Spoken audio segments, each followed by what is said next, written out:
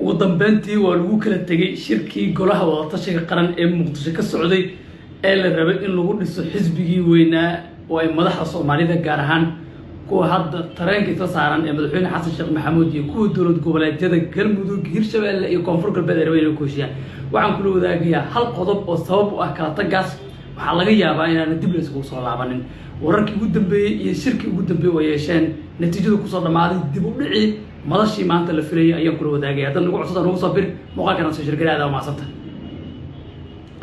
maanta magaalada Muqdisho waxa shirkii ugu dambeeyay ugu adkaa oo la rabay in lagu xalliyo kala aragti duwanaanshiyaha xisbiga dhexdiisa ka taagnaa ku yeeshay xarunta madaxtooyada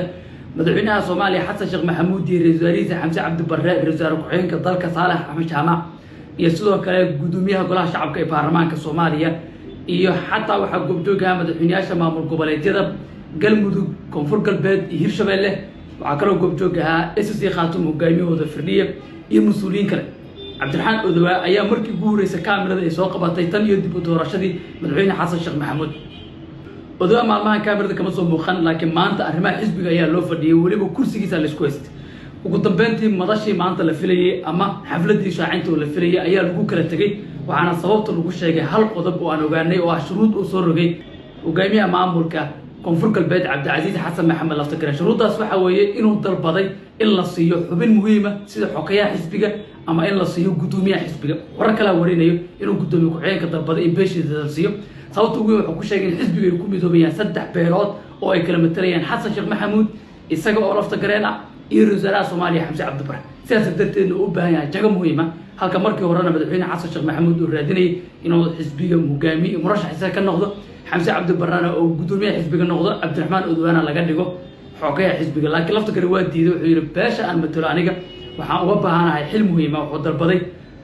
xogayaha xisbiga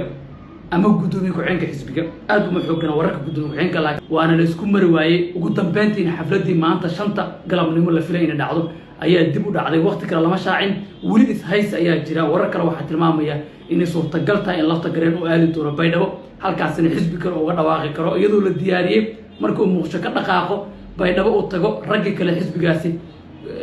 garbiisa taagnaan lahaa ee uu ka dhawaaqi lahaa si foodo arrintii uu noqoto Xasan Sheekh Maxamuudna xogtaas oo haya arrintaas uu diidan yahay wuxuu isku dayaa inuu wax isu keeno ugu dambeyntiina hadda dib u dhac ayaa ku yimid xafladii shaacinta xisbiga cadaalad iyo wadajirka lama oga waqtiga kale oo ay qabsoomi doonto laakiin sababta u baaqato xawaash shuruudda Laftagareen uu leeyahay waa inaan wax ku yeesha oo xogayaha xisbiga aan helaa waxa kale oo jira warar sheegaya in Xasan Sheekh Maxamuud ay u ogolaayeen xogayaha xisbiga inuu helo ama gudoomiye ku-xigeenka laakiin waxay soo jeediyeen senator Xuseen Sheekh Maxamuud oo senator hore ah ayaa soo madaxtooyada qaranka soo noqday hadda madaxweynaha Soomaaliya advisor ama la taliye u ah oo arrimaha dastuurka ah in laga dhigo gudoomiye ku-xigeen oo hadda uu joogo ama in laga dhigo xogayaha laakiin Laftagar waa diiday wuxuu yiri waa wiilkaagi ma ogoli wuxuu soo jeediyay in xisbiga laga saaro laakiin waa suurtagal weysay Xasan Sheekh Maxamuud oo ku dhagay sidaas darteed Laftagareen isagana wuxuu codsaday in isaga oo xogayaha xisbiga noqdo ama qof u keensado hadiiba Laftagareen oo jagadaas helayo maadaama gudoomiyaha golaha shacabka ee baarlamaanka Soomaaliya gudoomiyaha golaha uu yahay oo san xisbiga ku beeri karin doodahaas iyo sheekooyinkaas taagan arrimaha xisbiga sababahaas ayaa dib u dhac keenay waxay dad badan ogsooyin Laftagareen inuu raadinayo albaabya oo ka baxo